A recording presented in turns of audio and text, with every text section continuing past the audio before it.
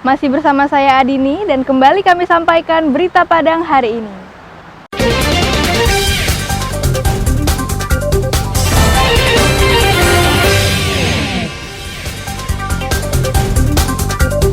Jalan Kabupaten di Pasaman Barat hingga kini masih rusak. Kondisi ini telah berlangsung sejak 5 tahun lalu. Untuk mempererat tali persaudaraan dalam rangka melestarikan Silek Minang, para guru, pelatih, dan tuo silek se-Sumatera Barat berkumpul di Solo.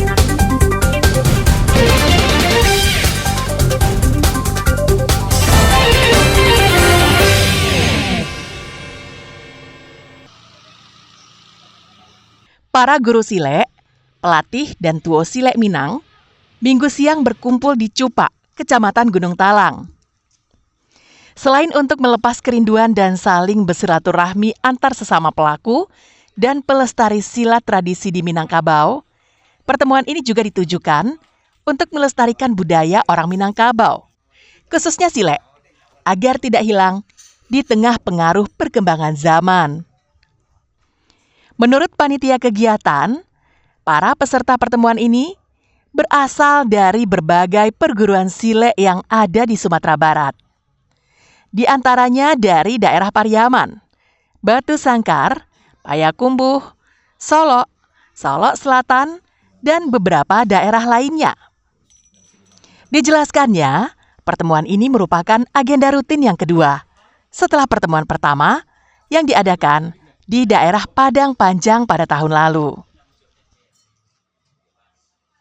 Jadi ini adalah murni acara silaturahmi ya. Pendekar-pendekar silek Minangkabau, dan sengaja kita mengangkat temanya itu teragak bersuara, artinya menjalin silaturahmi. Dan di sini kita tidak mengataskan organisasi apapun.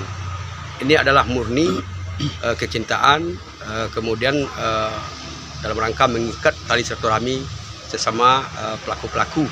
Salah seorang peserta dari perguruan silek Batu Nan Limo di daerah Cupak mengatakan, dirinya menyambut baik kegiatan ini. Karena dengan adanya pertemuan ini, budaya leluhur masyarakat Minangkabau, khususnya silek tradisional, bisa terus tumbuh dan berkembang. Jadi ini adalah hal yang positif, yang perlu kita dukung dan perlu kita kembangkan dan perlu kita lestarikan. Karena ini merupakan adalah warisan daripada leluhur-leluhur daripada orang Minangkabau. Selain berdiskusi dan bertukar pikiran tentang silek, kegiatan yang dilaksanakan di sebuah rumah gadang itu diakhiri dengan makan bersama dan beberapa kegiatan lainnya. Dari Solo, Garnadi melaporkan.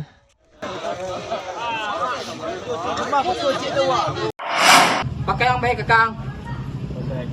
Pakai labiang. Seorang remaja ditangkap polisi karena membacok kakak kandungnya hingga kritis. Setelah itu pelaku kabur ke hutan dan menghilang selama seminggu. Alvin Juanda, remaja putus sekolah ini tak berkutik saat beberapa orang berbadan tegap menangkapnya di sebuah pondok tempat makan di daerah Lubuk Minturun, pinggiran kota Padang. Alvin ditangkap karena membacok kakak kandungnya karena masalah sepele. Akibat bacokan itu, sang kakak menderita luka parah dan harus dirawat di rumah sakit karena harus dijahit lebih dari 30 jahitan. Setelah itu, pelaku melarikan diri ke hutan di kawasan Sungai Bange, daerah Lubuk Minturun, Kecamatan Koto Tangah, Padang. Meski petugas telah berusaha menyisir kawasan itu, namun pelaku tidak berhasil ditemukan. Rabu petang pekan lalu, pelaku keluar dari hutan karena kelaparan. Pasalnya, selama pelarian di hutan itu, pelaku mengaku tidak makan. Di saat itulah, polisi yang bersiaga di sekitar tempat pelariannya langsung membekuk pelaku tanpa perlawanan. Usai menangkapnya, pelaku dibawa petugas untuk mencari barang bukti yang telah dibuangnya. Setelah itu, pelaku digiring ke Mapolsek Koto Tangah untuk diperiksa secara intensif. Untuk pelaku sendiri melarikan diri ke dalam ke hutan yang di daerah Lubuk Minturun, Sungai Bangek, Balai Gadang di sana. Karena korban ini cukup parah keadaannya.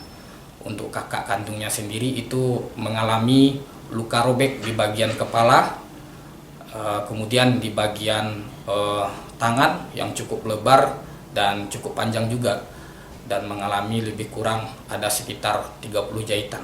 Meski membacok kakak kandung sendiri, Alvin Juanda dijerat polisi dengan pasal 351 KUHP dengan ancaman hukuman 2 tahun 8 bulan penjara.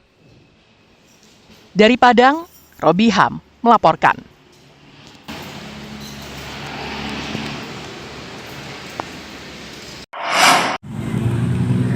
Kebakarannya di Pecalele. Diduga akibat hubungan pendek arus listrik, 2 rumah yang terletak di daerah Tanah Sirah, Kecamatan Lubuk Begalung, Minggu sore, ludes dilahap si jago merah.